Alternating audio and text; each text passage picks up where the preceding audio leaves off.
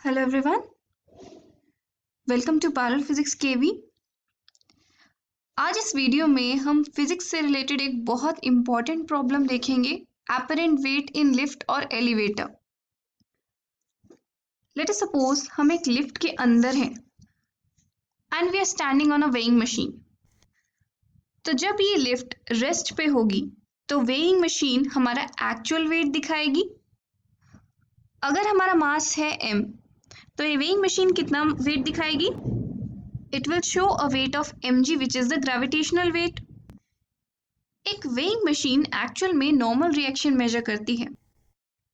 एक सरफेस पे अगर एक मास m रखा है तो ग्रेविटेशनल वेट नीचे की तरफ लगेगा mg। तो ये अंदर सरफेस के क्यों नहीं जाता? क्योंकि सरफेस इसके ऊपर ऑपोजिट डायरेक्शन में एक इक्वल फोर्स लगाती है जिसे हम बोलते हैं नॉर्मल रिएक्शन। ये जो वेइंग मशीन होती है ये नॉर्मल रिएक्शन मेजर करती है। रेस्ट पे this is going to tell you what is the normal reaction, और नॉर्मल रिएक्शन हमारे वेट के बराबर होता है। ये लिफ्ट ऊपर से एक वायर से अटैच होती है, बहुत थिक वायर होती है जो इसे ऊपर और नीचे की तरफ मूव करने में हेल्प करती है। लेट अस सपोज हमारी लिफ्ट ऊपर या नीचे की तरफ मूव कर रही है विद अ कांस्टेंट वेलोसिटी।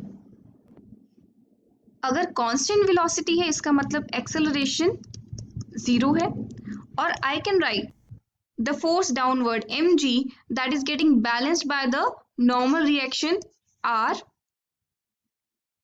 तो यहाँ पर r हमारा mg के बराबर है। mg is the actual weight and r normal reaction is the apparent weight जो हमारी weighing machine दिखाएगी। Now let's take the second case, that is the when lift is moving upwards with an acceleration a। तो इसका मतलब ये हम ऊपर की तरफ मूव कर रहे हैं विद एन एक्सेलरेशन a, और वेट है नीचे की तरफ mg, और वेइंग मशीन इस मैन पे ऊपर की तरफ नॉर्मल रिएक्शन लगा रही है। तो यहाँ पर r बड़ा होना चाहिए mg से, and that difference should be equal to the net force on the man. So we can write that r is equal to mg plus ma, or I can say that normal reaction is greater than mg. This is the actual weight of the man and this is the apparent weight। तो यहाँ पर apparent weight उस man को ज्यादा लगेगा। इसका मतलब उसे ऐसा फील होगा कि उसका वेट एकदम से बहुत बढ़ गया है अगर जो लिफ्ट है वो ऊपर की तरफ जाना शुरू करती है तो with an acceleration a। You must have experienced this in your daily life।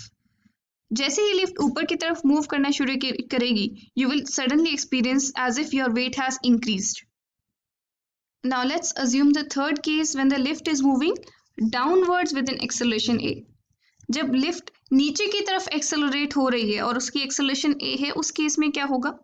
Simple है, जो वेट है इस मैन का वो नीचे की तरफ होगा और normal reaction as previous cases ऊपर की तरफ होगी। लेकिन यहाँ पर mg would have been greater than r, क्योंकि नेट फोर्स नीचे की साइड है, net acceleration of the lift और द मैन नीचे की साइड है। So I can write mg minus r is equal to ma। From here I can write r is equal to mg minus ma। तो mg में से हम कोई quantity minus कर रहे हैं, so I can write r is less than mg। mg उस man का एक्चुअल वेट है और r is the apparent weight which is shown by the weighing machine।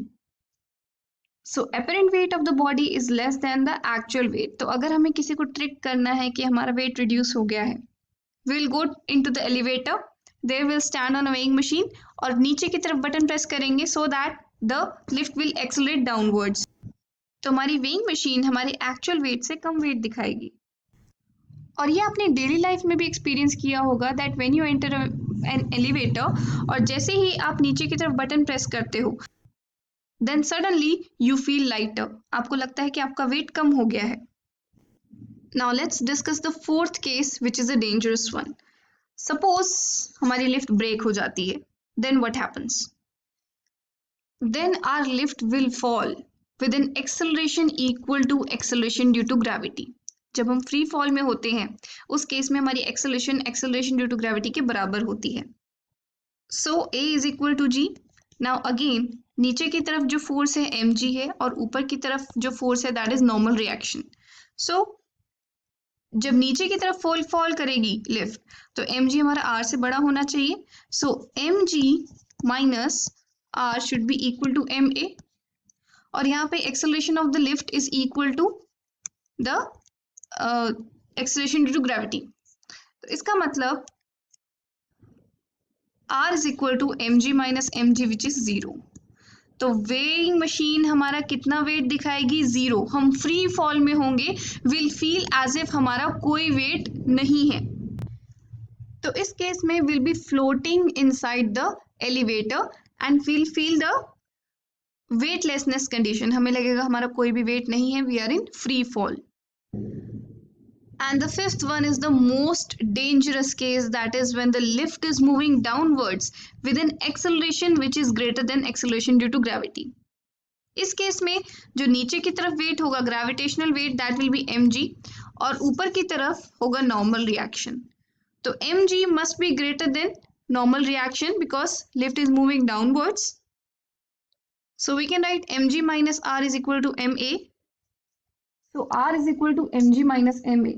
अब a की वैल्यू g से बड़ी है, इसका मतलब इट्स g माइनस a, तो ये वैल्यू क्या होगी? नेगेटिव होगी। तो नॉर्मल रिएक्शन हमारा नेगेटिव होगा। इसका क्या मतलब है? इसका मतलब object will lift from the bottom and stick to the ceiling of the lift. जो लिफ्ट के बॉटम से उठ के कहां पर चला जाएगा? ऑब्जेक्ट सीलिंग से टच कर जाएगा in this case. So, from this whole analysis, we have come to a conclusion that apparent weight in lift is different from the actual weight depending कि हमारा जो elevator है उसकी acceleration कितनी है, किस direction में है। I hope आपको ये topic clear होगा। Thank you for watching. Have a good day.